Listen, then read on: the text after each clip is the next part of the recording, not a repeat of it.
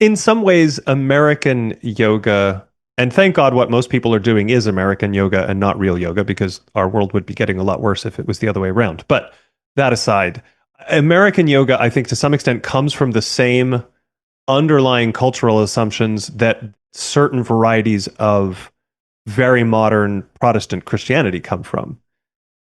These services that are, again, about sort of a very particular experience that's largely an emotional experience. You might get some education in the middle, but all the music at the beginning and all the music at the end is very much geared toward feeling a certain way. And we now think of that as worship rather than the participating in the once for all sacrifice of the Eucharist as worship.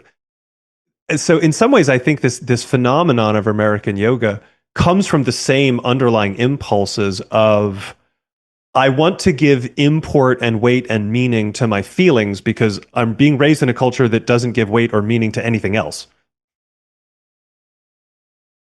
Yeah, and it's interesting because I mentioned some things people do with the bodies and try to integrate that into spirituality.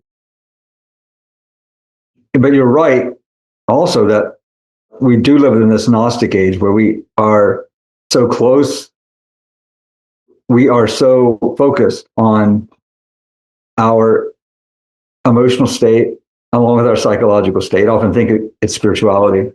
And yet, the body is not really part of that